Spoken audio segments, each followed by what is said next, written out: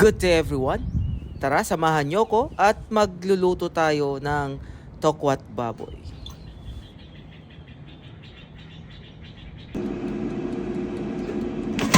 So ang ginawa ko guys ay i-air fry ko lang sandali yung ating baboy. So nakaset lang ito sa 180 in 20 minutes. So ito naman yung ginawa natin sa ating tokwa. Prinito lang natin ito ng medyo crispy sa labas, pero dapat sa loob nito kapag in-slice natin ay malambot para yung suka ay masipsip ng ating tokwa. So ito na guys yung ating in-air fry na pisngi ng baboy at saka yung tenga.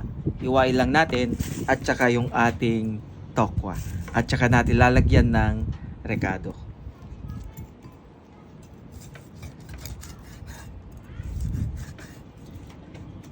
So wag masyadong i-air fry kasi titigas yung karne.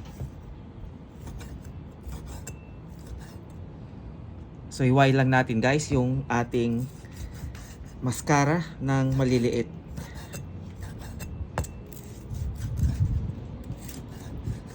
Depende naman kung anong size yung gusto ninyo. Kung gusto niyo malalaki or kung gusto niyo yung maliliit. Huwag lang naman yung masyadong maliit kasi baka hindi mo na maramdaman na merong baboy sa yung tokwat baboy.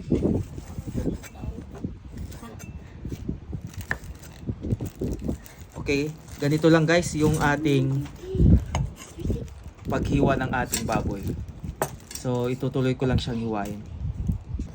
So ito na guys, tapos na tayo sa ating paghihiwa ng karne at isusunod naman natin yung ating fried na tofu. Hiway lang natin sa gitna.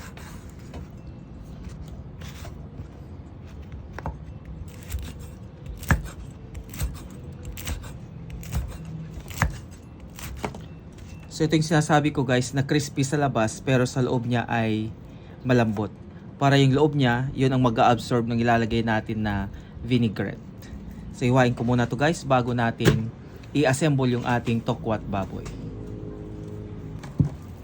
So ganito guys ang hiwa ng ating tokwa. So gagawa na lang tayo ng ating suka. Lalagyan lang natin ng asin, asukal, paminta.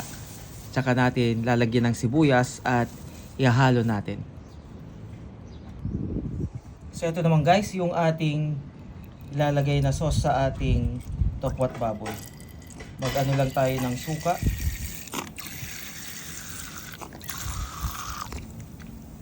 Tapos lalagyan lang natin ito ng asukal.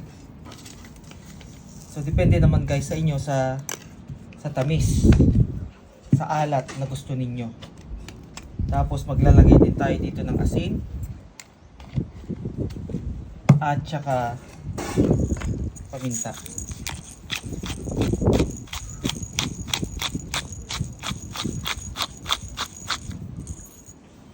Haluin lang natin ito. Saka natin ilalagay yung ating sibuyas. Yung iba ay hindi naglalagay ng sibuyas. Pwede rin maglagay ng sili dito kung gusto ninyong manghang yung tokwat baboy. So ito na guys, pwede na nating ihalo sa ating tokwa at sa ating baboy.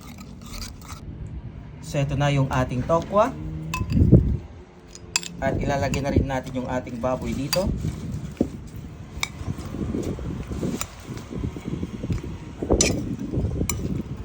At saka natin ibubuhos yung ating ginawa na sauce.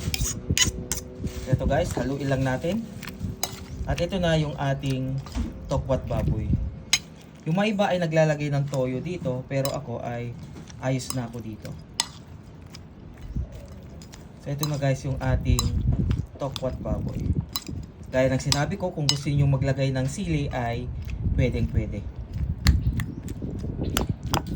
So hayaan lang natin to ng mga 2 minutes hanggang sa ma-absorb ng ating tokwa yung ating nilagay na suka. So ito na guys yung ating tokwat baboy, ready to serve na.